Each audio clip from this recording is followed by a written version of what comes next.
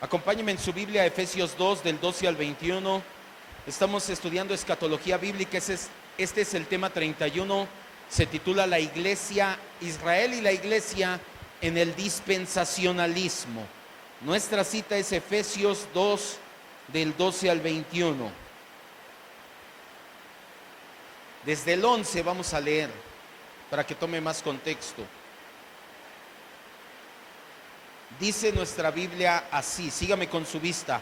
Por tanto, acuérdense que en otro tiempo ustedes los gentiles en cuanto a la carne eran llamados sin circuncisión por la llamada circuncisión hecha con mano en la carne. En aquel tiempo estaban sin Cristo, alejados de la ciudadanía de Israel y ajenos a los pactos de la promesa, sin esperanza y sin Dios en el mundo. Pero ahora en Cristo Jesús, ustedes que en otro tiempo estaban lejos, han sido hechos cercanos por la sangre de Cristo, porque Él es nuestra paz, que de ambos pueblos, gentiles y judíos, hizo uno, derribando la pared intermedia de separación, aboliendo en su carne las enemistades, la ley de los mandamientos expresados en ordenanzas, para crear en sí mismo de los dos uno solo y nuevo hombre, haciendo la paz, y mediante la cruz reconciliar con Dios a ambos en un solo cuerpo, matando en ella las enemistades. Y vino y anunció las buenas nuevas de paz a ustedes que estaban lejos y a los que estaban cerca, porque por medio de Cristo los unos y los otros tenemos entrada por el mismo Espíritu al Padre.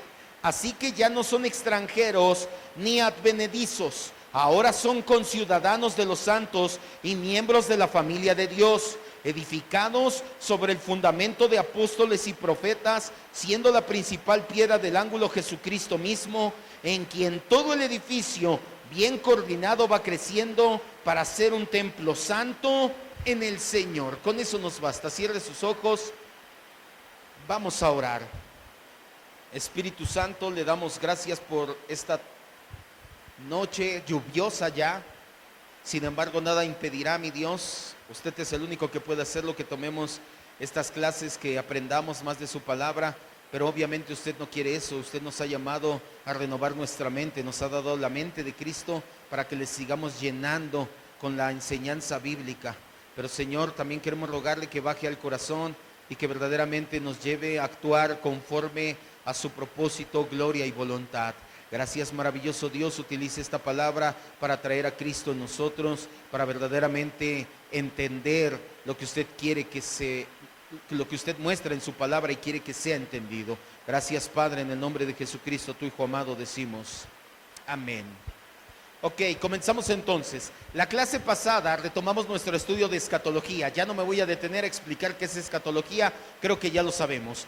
Y la clase pasada comenzamos a estudiar el sistema dispensacionalista. Ya vimos el sistema dispensacionalista a grosso modo. No podemos decir que ya lo estudiamos a fondo, eso sería un hombre de paja, decir ya lo estudiamos y lo derribamos, vamos a ir paso por paso. Ya vimos su origen turbio, más que nada, fue lo que vimos, tuvo un origen muy turbio, no se remonta a los años primeros de la iglesia, fue en 1830 con Narby. Y también vimos sus principales postulados. El día de hoy vamos a estudiar uno de esos postulados, que es la marcada dicotomía. ¿Qué es dicotomía? Una separación en dos partes. Por eso es dico, doble, y tomos, dos partes, dos partes, separación en dos partes. Esa es la dicotomía. Ellos creen que Israel es un pueblo de Dios y la iglesia es otro pueblo de Dios. Separan llanamente a Israel y de la iglesia y dicen que Dios tiene dos pueblos. Hoy vamos a ver qué dice la Biblia al respecto. Comenzamos primero con el origen de esta dicotomía. Ya vimos que el padre del pensamiento dispensacional, John Nelson Darby, él fue durante un periodo de convalecencia, estaba enfermo y estaba leyendo la Biblia. Y en 1827 meditó sobre el hecho de que el verdadero cristiano, a través de la obra bautismal del Espíritu, está en unión con Cristo y por lo tanto está sentado en los lugares celestiales, como dice Efesios 2 del 4 al 7. Ahí lo tenemos adelantito, no lo vamos a leer. Dice que estamos sentados juntamente con Cristo en los lugares celestiales. Hasta aquí todo iba bien, pero con esto en mente, Darby leyó, ahora sí vamos, Isaías 32:15. Vamos a Isaías 32:15. Darby leyó Efesios 2, donde dice, específicamente 4 y 5 al 7, donde dice que estamos sentados con Cristo en los lugares celestiales, nosotros, la iglesia, los santos. Y con eso en mente, leyó Isaías 32, 15 al 20. ¿Ya lo tenemos? Dice así: hasta que sobre nosotros sea derramado el espíritu de lo alto, y el desierto se convierte en campo fértil, y el campo fértil sea estimado por bosque. Y habitará el juicio en el desierto, y en el campo fértil morará la justicia, y el efecto de la justicia será paz, y la labor de la justicia reposo y seguridad para siempre. Y mi pueblo habitará en morada de paz, en habitaciones seguras y en recreos de reposo. Y cuando caiga granizo, caerá en los montes, y la ciudad será del todo abatida.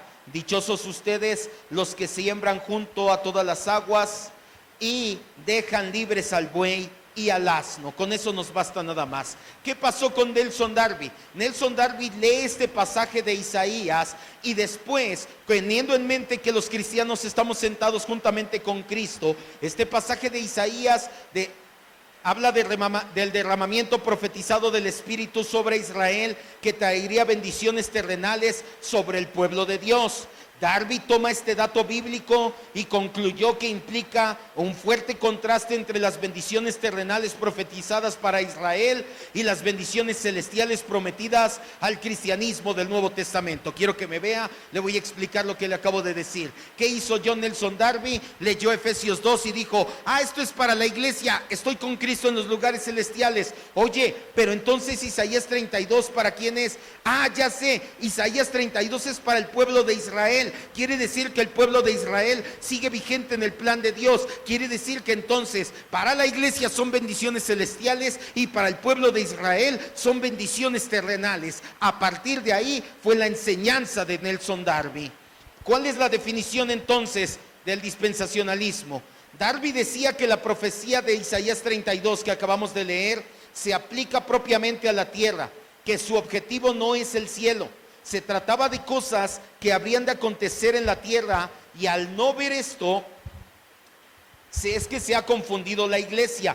A partir de aquí, subraya o escribe, Darby impulsó su teoría de que Dios tiene dos pueblos, uno terrenal, que es Israel, y otro celestial, que es la iglesia. Esa es la definición dispensacionalista, que Dios tiene dos pueblos, Israel para las bendiciones terrenales y la iglesia para las bendiciones celestiales. Pero además Darby propuso que el Señor Jesús, como fue rechazado por el pueblo judío, esto ya se lo he enseñado, en su primer advenimiento, se convirtió totalmente en una persona celestial. Jesús, dice él, no venía a hacer las cosas celestiales que hizo, él venía a instaurar el milenio, pero como su pueblo lo rechazó, entonces Jesús tomó forma celestial y empezó a trabajar celestialmente. Decía que esta es la doctrina que encontramos particularmente de parte de Pablo, que por eso Pablo delineó esta doctrina, que ya no es más el Mesías de los judíos, sino el Cristo exaltado y glorificado, y que por falta de aferrarse a esta verdad regocijante, es que la iglesia se ha vuelto muy débil por no comprender esta denominada teoría llamada del paréntesis. ¿Qué es la teoría del paréntesis? Escriba o subraye: que la iglesia ocupa un lugar en el plan central de Dios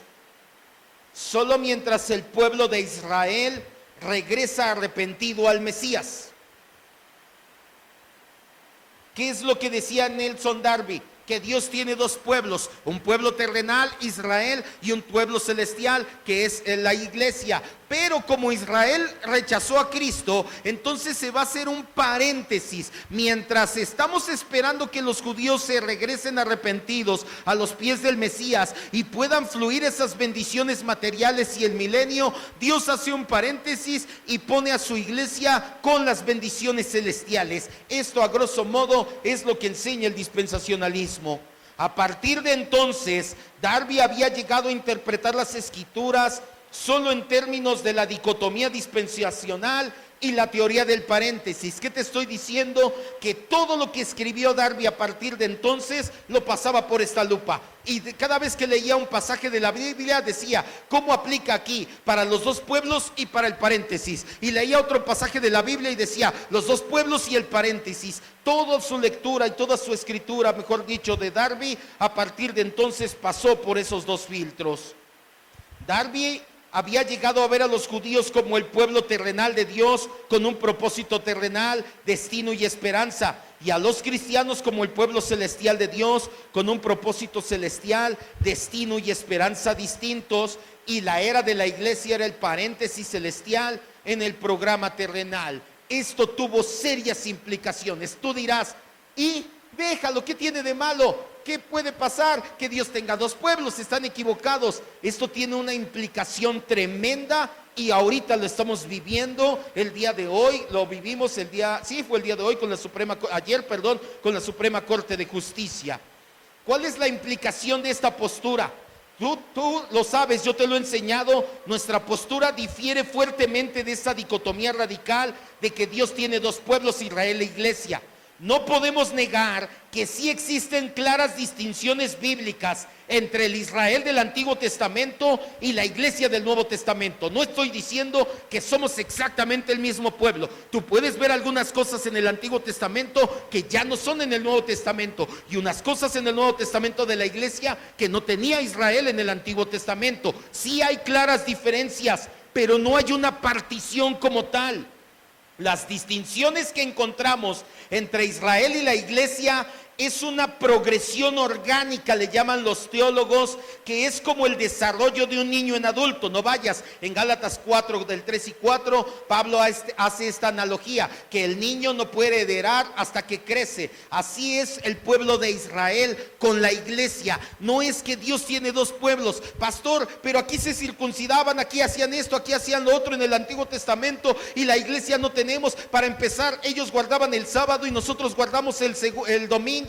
¿Qué pasa entonces? ¿Por qué son tan diferentes? No son diferentes totalmente en el sentido de separación, son diferentes en el sentido de que va creciendo orgánicamente de un niño a un adulto. El ejemplo más claro está en la sala de mi casa. Apenas en la semana me decían mis hijas, tengo una foto me tomaron una foto infantil, fue un pintor a la casa, de esos que antes pasaban de puerta en puerta, los que somos ya un poquito antaños se acordarán, y mi papá le dio mi foto para que la pintara, y me veo bien bonito, la verdad. ¿A poco no, hijas? Me veo bien chulo. ¿Y qué le pasó, pastor? No sé, aquí estamos.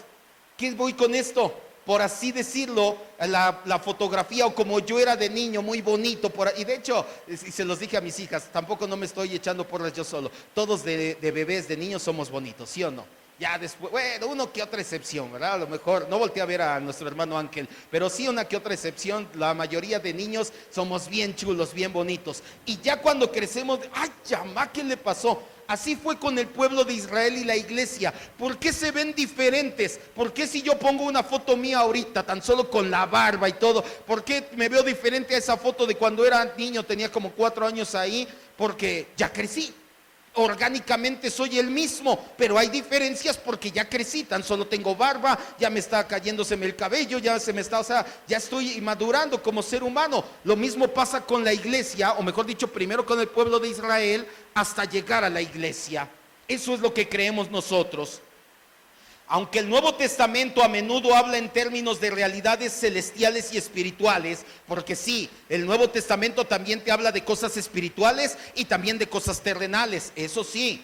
El cristiano está todavía en el mundo y le ha sido dada la tarea de ser la luz del mundo y la sal de la tierra y discipulador de las naciones. Así que, como podernos darnos cuenta, y este es el gran problema, escriba o subraye, el dispensacionalismo, con su dicotomía de los dos pueblos de Dios, Israel e iglesia, es otro de los causantes del aislacionismo cristiano en el mundo que nos rodea. ¿Qué es lo que pasa? Prácticamente todos los dispensacionalistas, diles acerca de la situación de la Suprema Corte y te dicen, sí, pero pues ya Cristo viene, nosotros con que yo sea salvo y con que las cosas espirituales y ya. Se conforman con eso.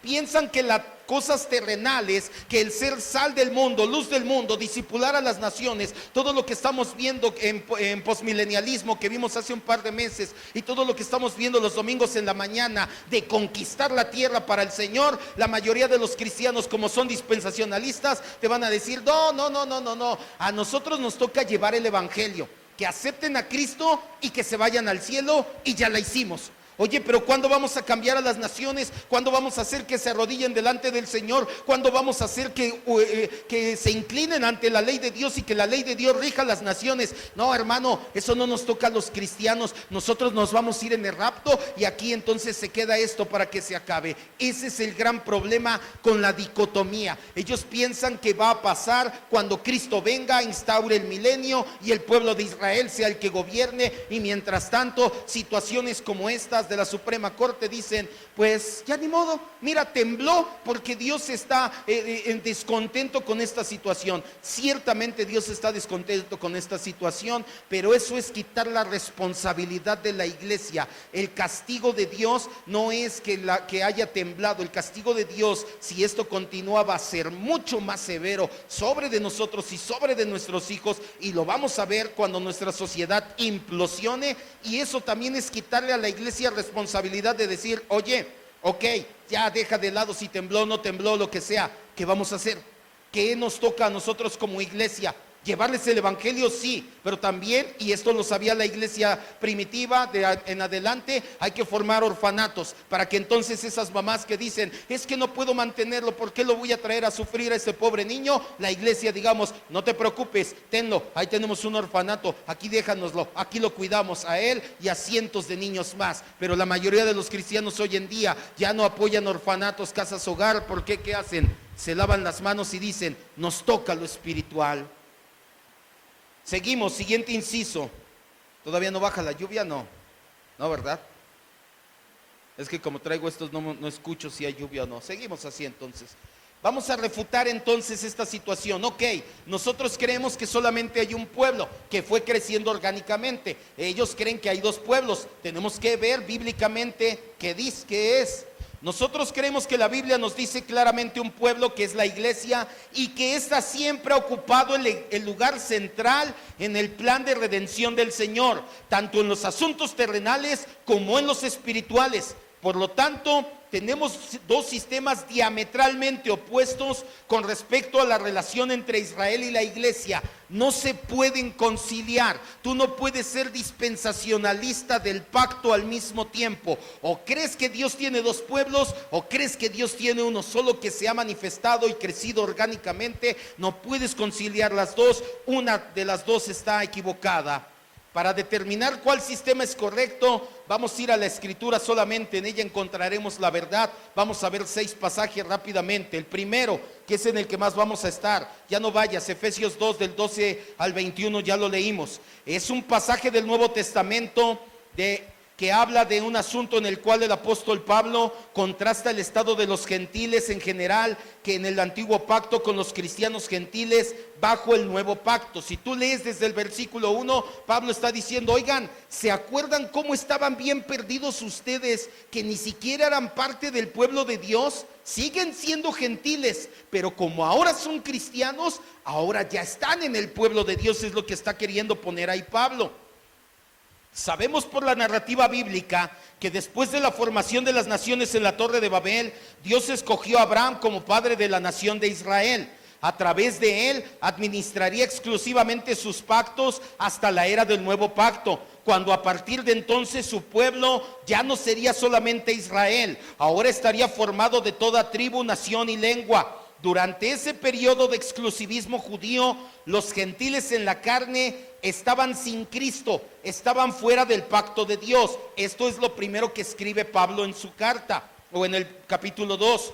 Pero Pablo después contrasta esta posición anterior de pobreza con el estado del pacto en esta era de los gentiles que creen en Cristo. Es decir, Pablo primero les dice, ¿se acuerdan lo mal que estaban por no estar en el pacto? Pero ahora ya están en el pacto con Dios. Contrariamente a su estado antiguo, ellos ahora Ya no son extranjeros ni advenedizos, sino conciudadanos de los santos, miembros de la familia de Dios. Por eso es que les escribe eso Pablo, les dice, ya no son extranjeros, ya no son advenedizos, ya forman parte del pueblo de Dios. La palabra griega que se tradujo aquí advenedizos es paraoikos.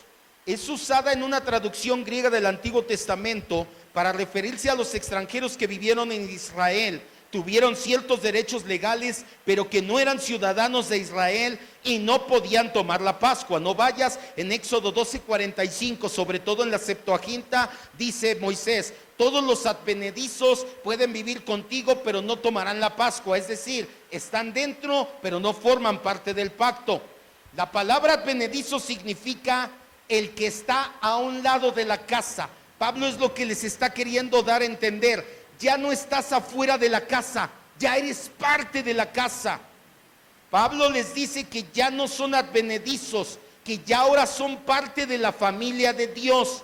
Decir que eres de la familia de Dios es una expresión simbólica de la membresía en el pueblo, tanto en el Antiguo como en el Nuevo Testamento. Vamos a estas tres citas. Sí, ayúdenme con el micrófono, por favor.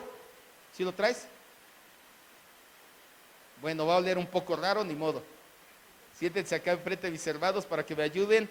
Acompáñenme todos, por favor, a Números 12:7, Ángel, 1 de Timoteo 3:15, y acá ya se sentó mi hermano Leo, Hebreos 3:5 y 6. Acompáñenme todos a Números 12:7. Tenemos que ver si realmente hay uno o dos pueblos de Dios. La cita por excelencia, de hecho esta es la que más nos vamos a tardar, ya después vamos a tardar 2 minutos por cita, es Efesios 2.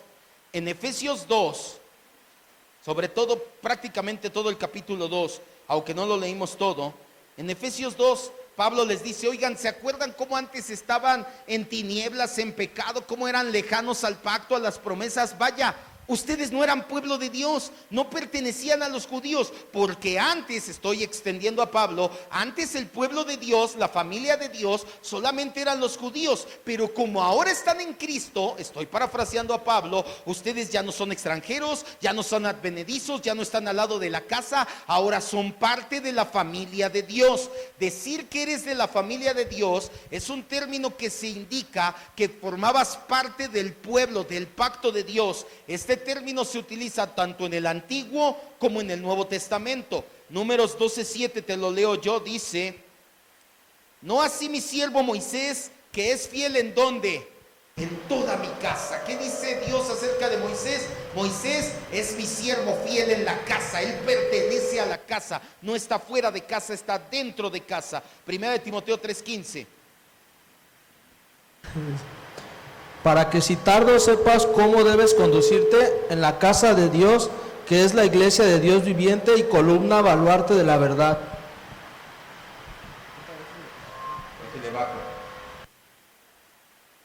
Siguiente. Perdón, antes de que continuemos, para que sepas cómo conducirte en la casa de Dios.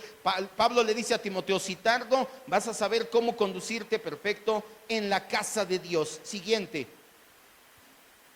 Hebreos 3:5 y 6.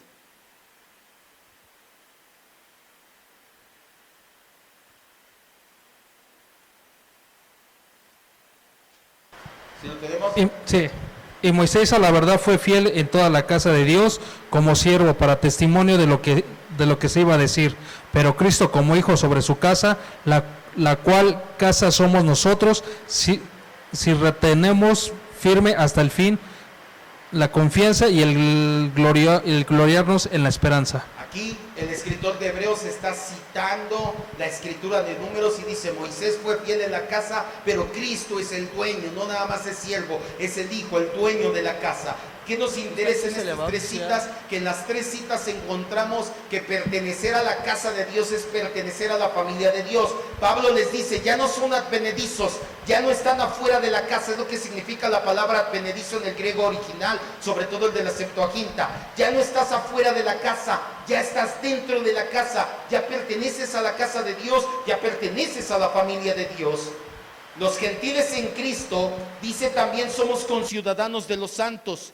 En el griego la palabra conciudadano es zumpolites. en el versículo 19 está relacionada estrechamente con la palabra ciudadanía del versículo 12, que es politeis, la cual nos muestra que en el pensamiento de Pablo, inspirado por el Espíritu Santo, obviamente, el gentil según la carne ha sido alejado de la ciudadanía de Israel, pero el cristiano gentil es ahora conciudadano de los santos. Los santos son el pueblo santo de Dios, el pueblo del pacto. De aquí diferimos lo siguiente, escriba: el cristiano es un ciudadano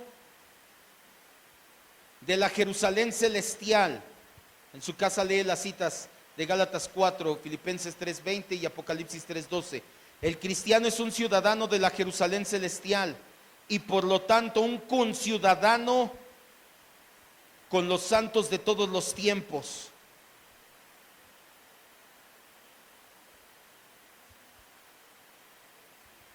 Mucho ojo, porque aquí vamos a aprender algo que ya le he dicho otras veces.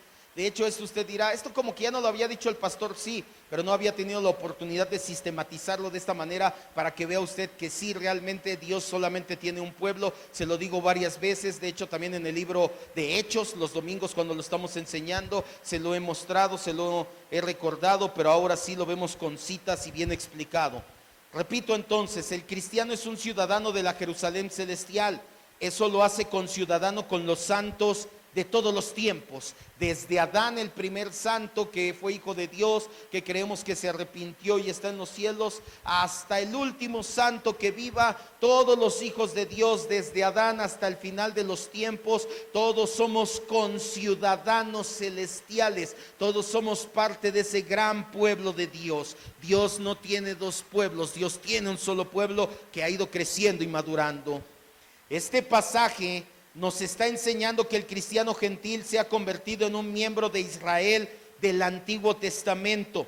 Efesios 2 enseña que el creyente gentil se ha convertido en un miembro de la iglesia de la plenitud mesiánica, la cual Pablo llama en el versículo 15 nuevo hombre, y de la cual Pablo habla como un edificio construido sobre el fundamento de apóstoles y profetas. La importancia de este pasaje es que enfatiza tanto la creación de la iglesia como la continuidad de la iglesia con el anterior programa del pacto de Dios, lo cual demuestra que la iglesia no es un paréntesis, ni es un plan B, ni nada parecido. Escriba, esto es lo que dice Pablo, que la iglesia, o parafraseando a Pablo, la iglesia estuvo latente en los santos del Antiguo Testamento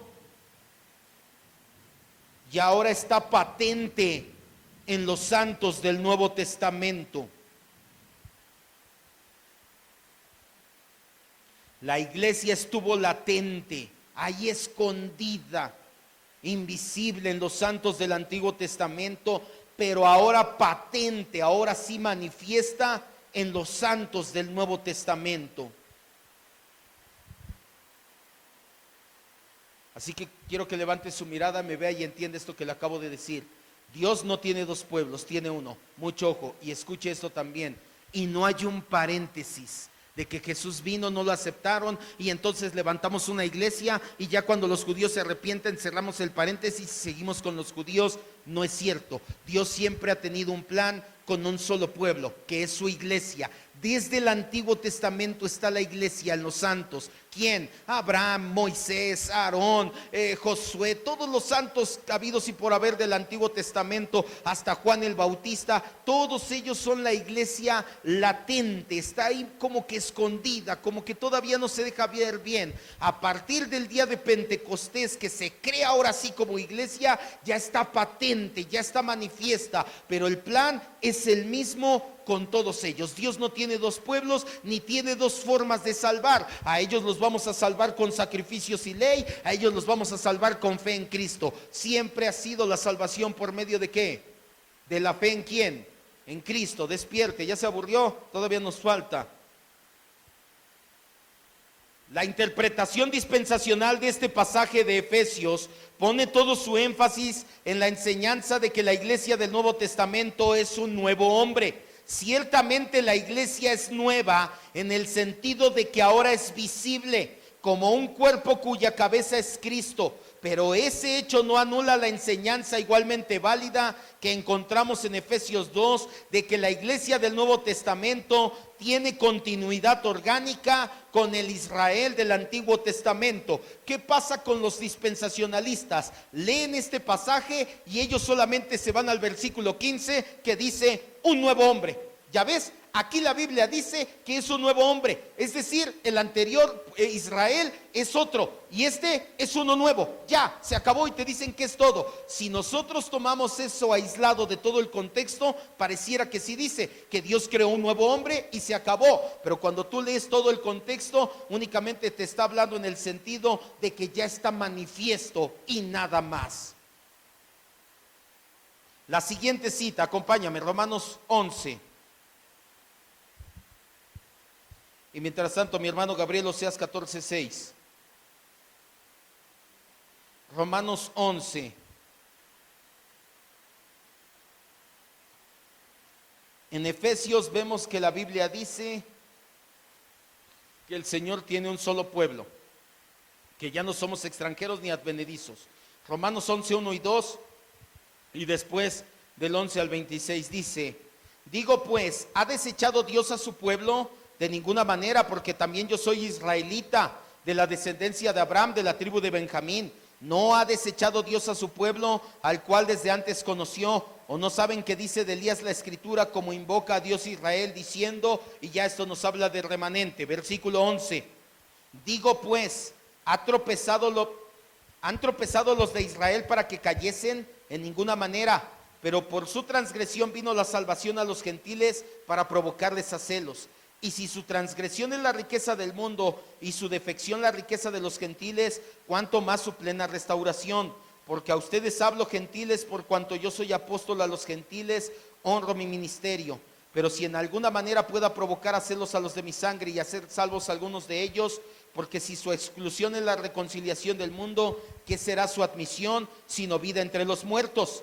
Si las primicias son santas, también es la masa restante. Y si la raíz es santa, también son las ramas.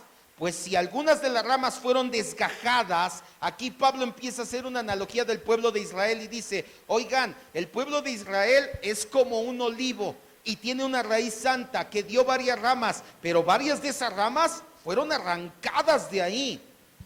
Dice, si algunas de las ramas fueron desgajadas y tú, siendo olivo silvestre, has sido injertado en lugar de ellas y has sido hecho participante de la raíz y de la rica savia del olivo, no te jactes contra las ramas. Y si te jactas, tienes que saber que no sustentas tú a la raíz, sino la raíz a ti. Pues las ramas, dirás, fueron desgajadas para que yo fuera injertado. Bien, por su incredulidad fueron desgajadas, pero tú por la fe estás en pie. No te ensoberbezcas, sino teme. Hasta el 26 le dije, porque si Dios no perdonó las ramas naturales, a ti tampoco te perdonará. Mira pues la bondad y la severidad de Dios. La severidad ciertamente para con los que cayeron, pero la bondad para contigo, si permaneces en esa bondad, pues de otra manera tú también serás cortado. Y aun ellos, si no permanecen en incredulidad, serán injertados, pues poderoso es Dios para volverlos a injertar. Porque si tú fuiste cortado del que por naturaleza es olivo silvestre y contra naturaleza fuiste injertado en el buen olivo, cuánto más estos que son las ramas naturales no serán injertados en su propio olivo. ¿Qué nos dice aquí Pablo? Pablo aquí toma una analogía del olivo silvestre. El olivo es un árbol que representa la posición privilegiada que le pertenecía a Israel. Oseas 14:6.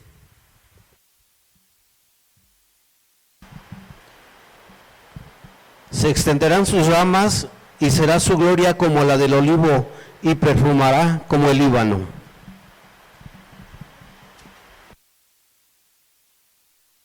El profeta Oseas nos dice que el pueblo de Israel es como el olivo. El olivo es un árbol que da aceitunas, es un árbol que representa al pueblo de Israel. De hecho, son tres los árboles. Un día le enseñé esto, ahorita no nos vamos a detener. Es la vid, es la higuera y es el olivo. El olivo representa su exclusividad. ¿Por qué? Porque las aceitunas es de donde se saca el aceite de olivo y era muy exclusivo ese aceite. Cuando a Israel se le dice tú eres el olivo, te está diciendo tú eres un pueblo muy exclusivo. Pero después Pablo, ya no lo vamos a leer aquí, se lo voy a decir para que ya no nos detengamos a leer. Pablo en Romanos 11 dice, oye, el olivo fue plantado, tuvo una raíz santa que es el pueblo de Israel, pero como no creyeron, cayeron en incredulidad, el Señor arrancó ramas de ese olivo. Las únicas ramas que se quedaron fueron los judíos que creyeron. ¿Y qué hizo Dios? Tomó ramas de olivo silvestre de otros olivos, vino y las injertó. Si ha visto que se pueden hacer injertos de árboles, si ha visto que ponen ramas de otro árbol en un árbol que no es el original y las vendan, les ponen cinta o una venda y después de un tiempo ya cuando ves ya volvió a pegar ese brote. Pablo toma esta analogía y dice, así hizo Dios. Primero tenía el pueblo de Israel. Como el pueblo de Israel no creyó, y de hecho esto lo vimos desde Jesús que dijo, la viña les será quitada a ustedes y dada a otro pueblo, arrancó esos olivos, pero después vino y plantó a los olivos silvestres que somos nosotros los cristianos. Y al final Pablo termina diciendo, pero tranquilo, porque va a llegar el tiempo en que esas ramas las va a volver a pegar en el olivo original cuando ese pueblo se arrepienta. El punto aquí es, ¿cuántos olivos hay? Uno solamente. Es que representa ¿qué? Un solo pueblo de Dios. No hay dos olivos. Si nosotros siguiéramos esta interpretación o lo entendiéramos desde el punto dispensacionalista, diríamos, el Señor quitó un olivo, plantó uno nuevo, que es el olivo de los gentiles, los otros los cristianos, y después regresó a su antiguo olivo, cosa que no dice. Tercer cita, Hebreos 3, 5 y 6. Y Ángel, ¿me ayudas con números 12, 7? ¿Todavía se oye un poquito el agua? Ya no tanto, ¿verdad? Hebreos, acompáñame a Hebreos, capítulo 3, versículos 5 y 6. Ya vamos a terminar. Solamente hay un olivo, fue desgajado, fueron quitadas las ramas, que fueron los israelitas que no creyeron, porque sí hubo algunos judíos que creyeron, tan solo los 12 apóstoles, hubo más de 3,000 personas en Jerusalén, todos judíos que se convirtieron. Entonces no todos los judíos están desgajados, pero sí ya la gran mayoría del olivo ahorita, por así decirlo, somos gentiles. Pero sí llegará el momento, esto lo vamos a ver más adelante también en postmilenialismo, nosotros no creemos que Dios desechó ya para siempre y ya nada el pueblo de Israel. Sí, el pueblo de Israel regresará a formar parte del olivo de la iglesia, no que va a ser central en el plan de Dios y va a gobernar las naciones, no, van a rendirse ante el Mesías, ante el Señor Jesucristo. Hebreos 3, 5 y 6 dice así: Moisés a la verdad fue fiel en toda la casa de Dios como siervo para testimonio de lo que se iba a decir, pero Cristo como hijo sobre su casa, la cual casa somos nosotros, y retenemos firme hasta el fin la confianza, el gloriarnos en la esperanza. En este pasaje se refiere a ambos, el Israel del Antiguo Testamento y la iglesia del Nuevo Testamento, como la casa de Dios, lo cual demuestra que hay una unidad como único pueblo de Dios. Este pasaje, no es cierto, ya no vamos, se basa en Números 12:7, donde el término casa de Dios definitivamente se refiere al pueblo de Israel. ¿Qué te estoy diciendo? Que en Números 12:7 Moisés escribe la casa de Dios para referirse al pueblo de Israel, y en Hebreos 3, 5 y 6 el escritor de Hebreos escribe que la casa de Dios para referirse a la iglesia. Quiere decir que el Espíritu Santo inspiró tanto a Moisés como al escritor de Hebreos para hablar de la casa de Dios como uno solo y el mismo pueblo. Este pasaje también demuestra la progresión orgánica entre los testamentos con su mensaje de que Cristo era el nuevo pacto, quien es un hijo sobre la casa de Dios, superior a Moisés en la del antiguo pacto, que era un sirviente en la casa de Dios. Nos muestra lo que te decía al principio de las dos fotografías, son mi foto de niño y yo ahora. Este pasaje nos muestra que hay una progresión, que antes era Moisés, pero él era el siervo, por eso encontramos esa diferencia. Ahora es Cristo el Señor de la casa, pero no el siervo, él es el Señor de la casa. un pasaje más, Apocalipsis 21, del 12 al 14.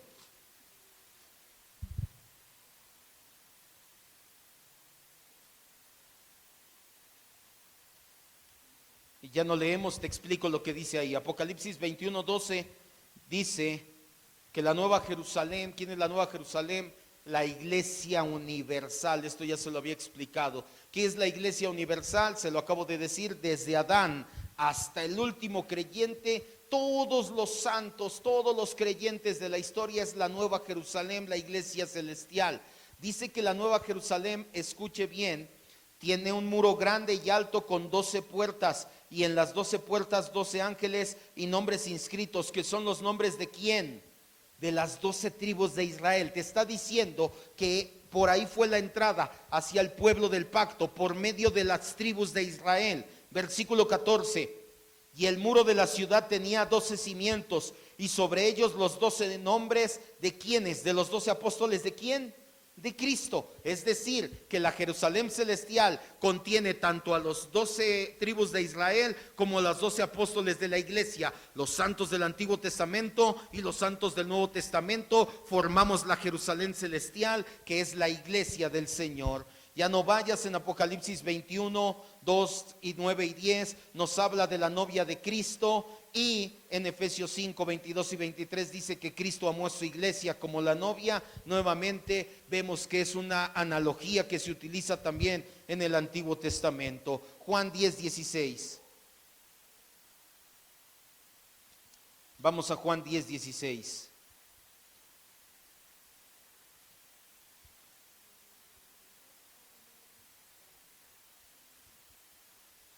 Juan 10, 16.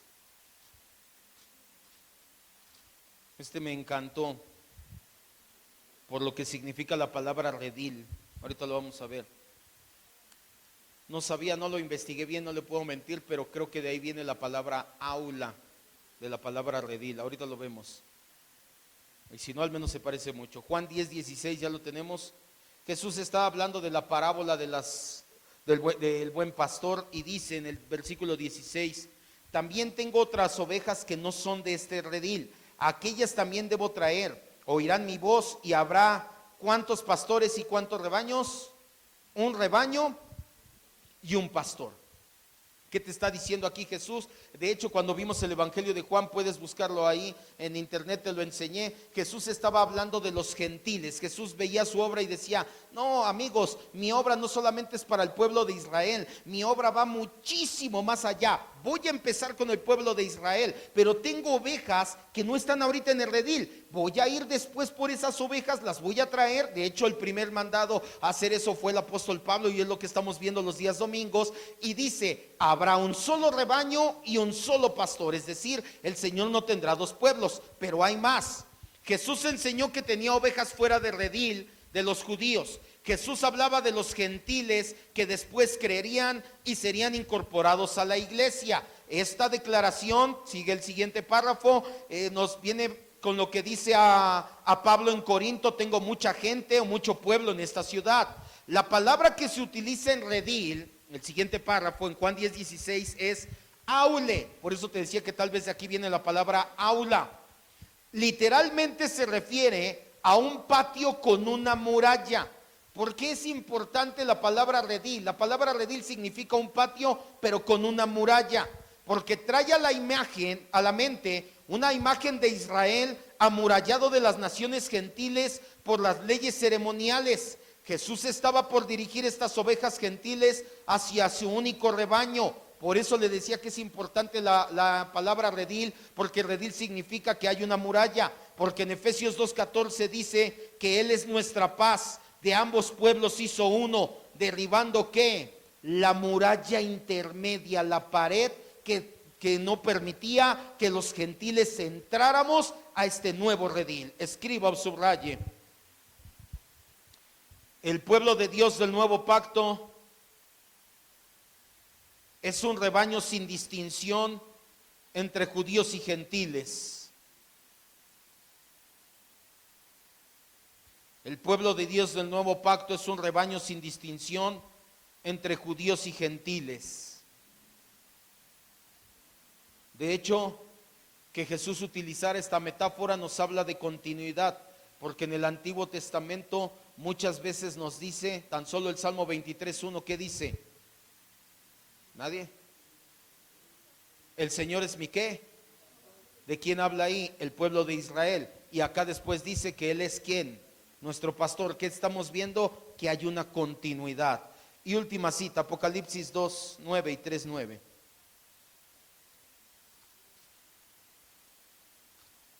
Creo que sí me escuchó bien, pero como que no nos concentramos, ¿verdad? Estando así. ¿O sí? A ver si es cierto, le voy a dejar tarea. O hacemos examen ahorita de una vez. Ah, ¿verdad? Ya despertaron, ahora sí que vamos a poner atención. ¿Me puede repetir desde dónde? Desde el principio. Apocalipsis 2:9 y 3:9 nos habla precisamente de que los judíos ya no son el pueblo de Dios en el sentido étnico. Si un judío pertenece a la iglesia, si un judío vaya de nacionalidad judía, aunque utilice kipá y todo, esa es su cultura, ya se lo enseñé, pero él dice, no, yo creo en Cristo, en Jesucristo, el Hijo de Dios que fue enviado, que murió por nosotros. Isaías 53 lo profetiza, etcétera, etcétera. Señor Jesús, gracias, yo soy pecador y tú eres mi Salvador. Aunque sea judío, él es salvo, él es parte de la iglesia, él es parte del pueblo de Dios. Pero el hecho de que sea judío nada más y no cree en Cristo, no lo hace el pueblo de Dios. De hecho, a los judíos que no creen en Cristo, el Señor les dice sinagoga de Satanás. Vamos a leerlo. Apocalipsis 2:9 dice, yo conozco tus obras y tus tribulaciones y pobreza, pero tú eres rico, y la blasfemia de los que dicen ser judíos y no lo son, sino que son sinagoga de Satanás. Ellos, ¿qué decían? Es que yo soy el pueblo de Dios, yo soy el pueblo de Dios. Blasfeman, son la sinagoga de Satanás nada más.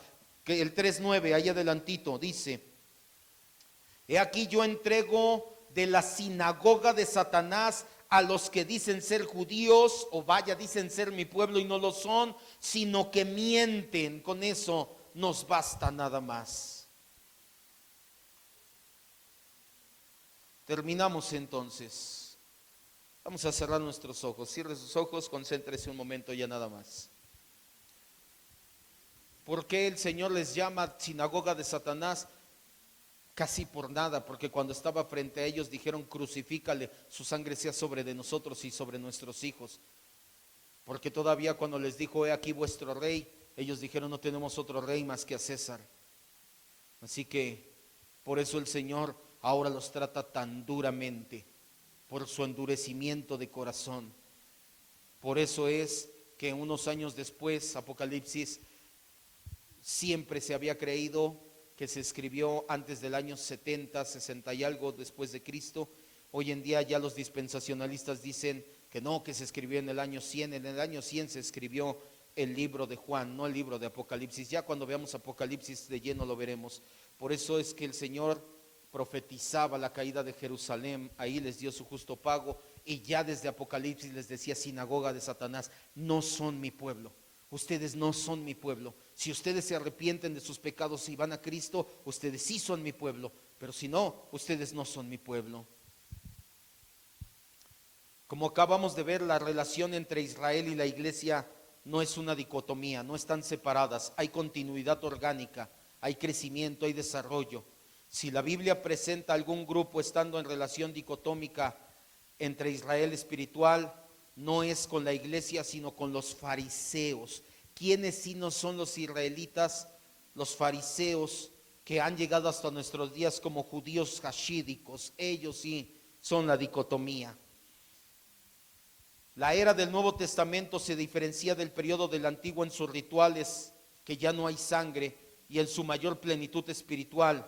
Pero los santos de ambas edades constituimos un pueblo de Dios que reunidos somos el cuerpo, la novia de Cristo, la iglesia universal. No tiene dos pueblos, tiene que entenderlo. No hizo un paréntesis, solamente hay un pueblo, solamente hay un cuerpo, solamente hay una casa, solamente hay una familia, solamente hay una novia de Cristo, solamente hay una Jerusalén celestial, una iglesia universal, y somos los santos del Antiguo y Nuevo Testamento juntos.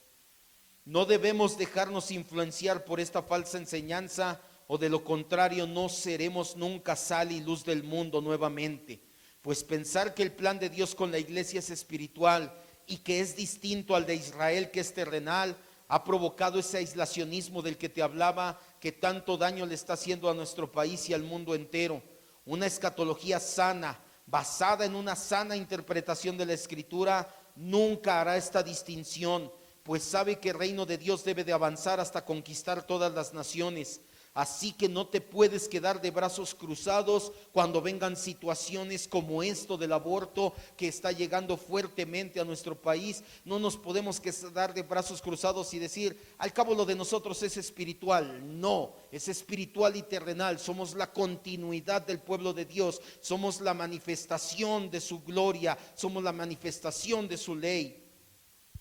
No podemos quedarnos de brazos cruzados. Somos los encargados de hacer que las cosas cambien. Somos los embajadores del reino glorioso de Dios. Somos los encargados de extender el reino de Dios. Así que no podemos dejarnos influenciar por esta falsa dicotomía de que a nosotros nos toca lo espiritual y a ver a quién le tocará lo material, lo terrenal. A la iglesia le tocan ambas dimensiones. No podemos aislarnos como lo ha hecho desde hace 200 años, más fuertemente en los últimos 50 años con el dispensacionalismo, la iglesia, de creer al cabo Cristo viene, al cabo el diablo se va a poner peor la situación y cosas peores vendrán. No podemos dormirnos en nuestros laureles, porque si no van a seguir pasando este tipo de cosas. La verdad, es penoso y es en parte culpa de la iglesia que los jueces de la Suprema Corte hayan tomado esa decisión, porque la iglesia en México, citando a Isaías, ha sido un perro mudo desde hace muchos años. No levanta la voz. Mejor levanta la voz la Iglesia Católica Romana y dice, no, estamos en contra de ello, y mueve sus asociaciones. Y las iglesias cristianas, la gran mayoría, brilla por su ausencia. Se ha vuelto un perro que no ladra cuando su amo es atacado. Se ha vuelto un perro dormido, un perro mudo que no se pone a defender a su dueño, que es Jesucristo. ¿Por qué? Porque está adormecido pensando que eso no nos toca, que a nosotros nos toca lo espiritual y que el mundo va a ir de mal en peor, que será como en los días de Noé. Una mala interpretación de Mateo 24 y una pésima influencia del dispensacionalismo, y hacer el pueblo de Dios en dos partes y hacernos pensar que a nosotros no nos toca. Es tiempo de levantar la voz de todas y cada una de las maneras posibles, de hacer lo que sea necesario dentro del marco de la Biblia, dentro del marco de la ley. Eso ya también se lo enseñé. Tampoco no podemos hacer algo fuera de la ley, porque eso no es la manera de actuar del Señor. Padre, te damos gracias en esta noche por la enseñanza que traes a nuestras vidas. No queremos caer en esta falsa dicotomía, sobre todo, mi Dios, por las implicaciones tan nefastas que trae. Trae una escatología muy errada, una escatología derrotista, aislacionista, una escatología que ha alegorizado lo espiritual al máximo, lo ha llevado al máximo, haciéndonos creer que los cristianos no tenemos que ser sal y luz del mundo, cuando realmente todos y cada uno en el mundo tendrían que vernos y saber que Cristo es Rey y que su ley sigue vigente. Llévanos a entenderlo, papá.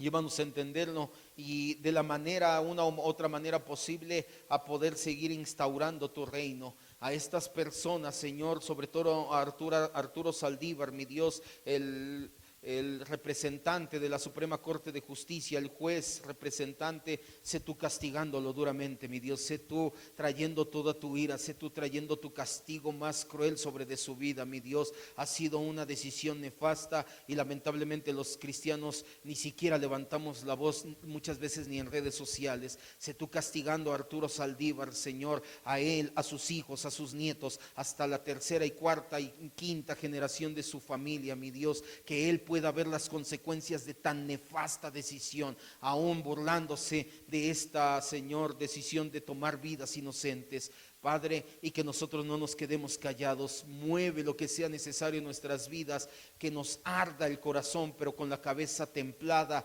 para poder defender correctamente ante este tipo de atrocidades. Gracias.